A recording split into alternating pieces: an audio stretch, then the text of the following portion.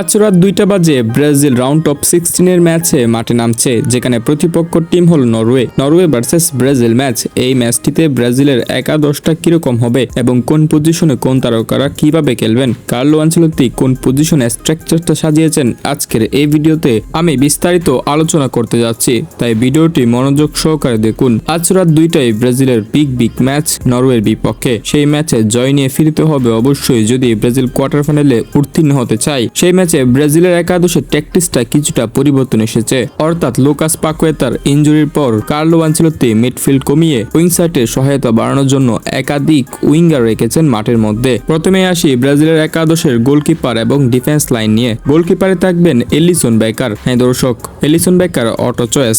আজ নরওয়ের বিপক্ষে ব্রাজিলের একাদশে এলিসন থাকবেন, এটা নিশ্চিত। এরপর মেন ডিফেন্স লাইনে থাকবে গাব্রিয়েল ম্যাগেলেস এবং মার্কিনহোস। নরওয়ে টিমে যখন আর্লিং হাল্যান্ডের মতো প্লেয়ার আছে, তাই ডিফেন্সের প্রধান ভরসা থাকবে গাব্রিয়েল ম্যাগেলেস। আপনারা হয়তো অনেকেই আর্লিং হাল্যান্ড এবং গাব্রিয়েল ম্যাগেলেসের সেই ম্যাচগুলো দেখেছেন, অর্থাৎ ক্লাবে ম্যান সিটি এবং আর্সেনালের ম্যাচে গাব্রিয়েল অনেকটা আটকে রাখতে পারত আর্লিং হাল্যান্ডকে। সো এই ম্যাচে মার্কিনহোস নয়, বরং গাব্রিয়েল ম্যাগেলেসের উপর এই দায়িত্বটা থাকবে সবচেয়ে বেশি। এরপর ব্রাজিলের coach Carlo Ancelotti right back পজিশনে আবারও দানিলোর উপর ভরসা রাখছেন। যেহেতু দানিলো ছাড়া এই পজিশনে অন্য কাউকে খেলানোর আর চিন্তাই করা যাচ্ছে না, সেহেতু এই পজিশনটাতে দানিলো থাকবেন, এটা অনেকটা নিশ্চিত। এবং ব্রাজিলের লেফট ব্যাগে আগের মতোই ডগলাস সান্তোসের দায়িত্ব থাকবে। এরপরে এই ম্যাচে ব্রাজিলের সেন্টার মিডফিল্ডে থাকবে দুইজন, একজন হলেন ক্যাসামিরো, আরেকজন হলেন ব্রুনো গুইমারাইস। তবে ফরওয়ার্ড লাইনে সাহায্য করার জন্য আরো দুইজন এক্সট্রা ফরওয়ার্ড নামাবেন কার্লো আনচেলত্তি, অর্থাৎ বিনির পাশে থাকবেন গাব্রিয়েল মার্টিনেলি। এখন অনেকের মনে প্রশ্ন জাগছে,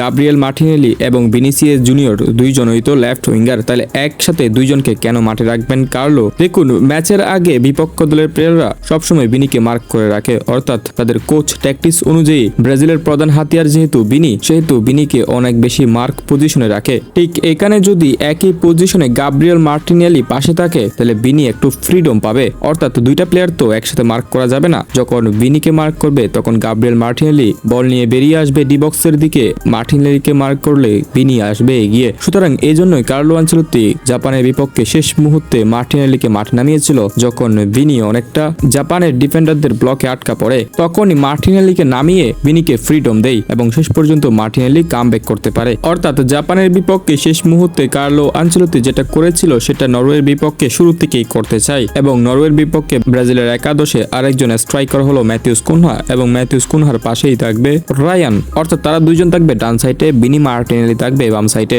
আর মাঝখানে থাকবে ব্রুনো গুইমারাইস এবং ক্যাসামিরো। এটাই হবে ব্রাজিলের অ্যাটাক লাইন ফরমেশন অনুযায়ী। দর্শক, আশা করি এই ভিডিওতে আপনারা জেনে গেছেন ব্রাজিলের একাদশটা কেমন হবে নরওয়ের বিপক্ষে।